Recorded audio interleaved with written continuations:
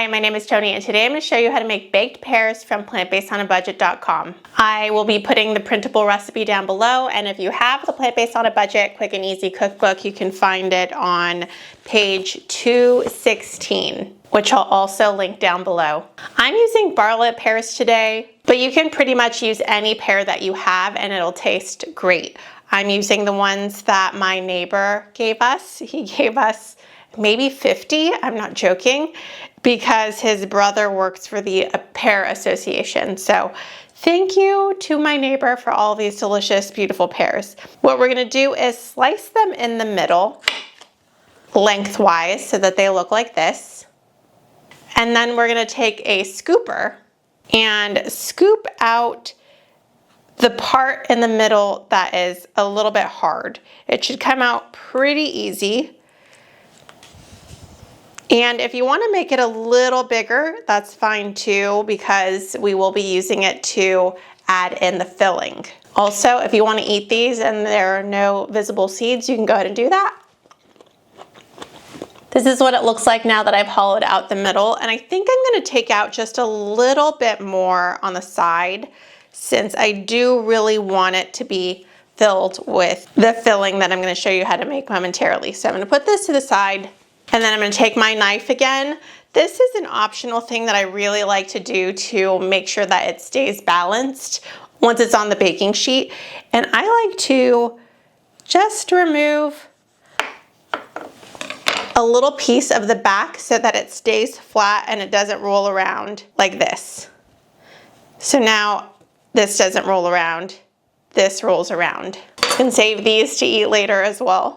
And I'm going to do 2 pears, which will be a total of 4 halves.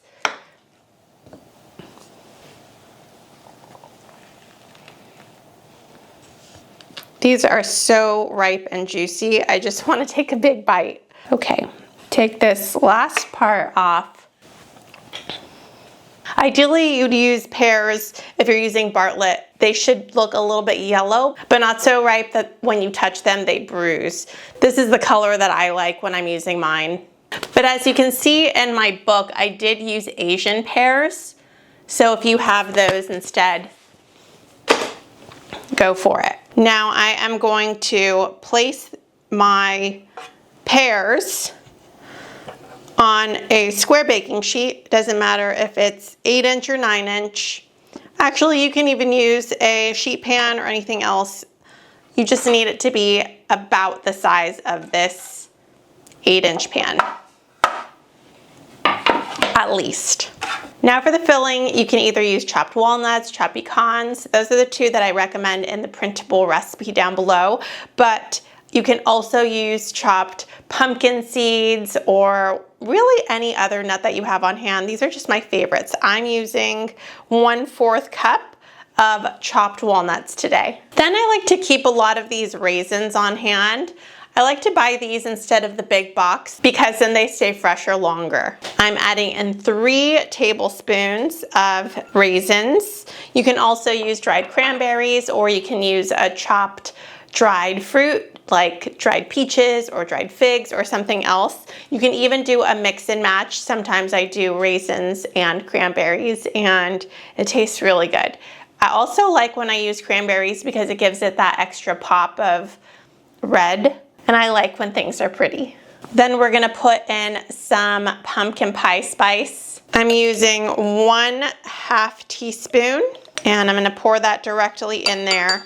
If you don't have pumpkin pie spice, you can also use cinnamon, ground cinnamon. And then for the last ingredient, it's gonna be what ties everything together, and that's either agave or maple syrup. I'm using maple syrup today. I do like that maple taste, but you can also use agave. And we're doing 3 tablespoons. Got 1, 2, and 3.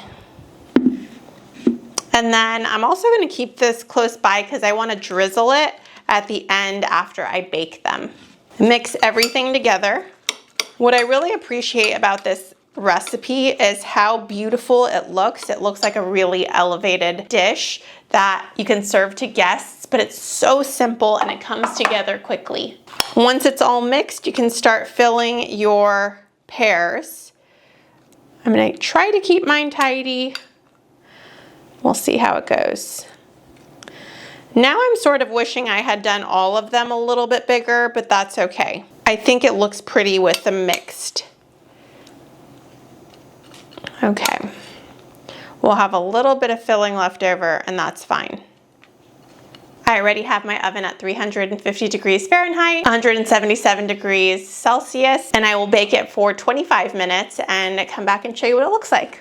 They are done and they look fantastic. I'm gonna move one over. We're having dinner guests tonight, so I don't wanna touch all of them because I'm gonna serve those 3, but I do wanna show you how pretty it is.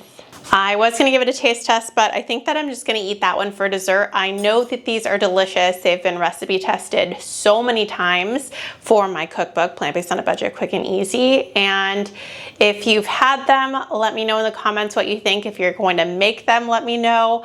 I always love hearing from you. These are a great, easy holiday dessert that is so quick to whip together and it looks really elegant. When I serve these tonight, I'm gonna serve them with some homemade ice cream. I have pumpkin that I think I'm gonna serve it with, and it's so good. I'm actually putting out a recipe for that soon if it's not out already. If you want that, let me know, I'll link it for you. I'm positive it's gonna be a hit. It always is. Thank you so much for watching. I really appreciate your time, and I will see you in the next video. Bye.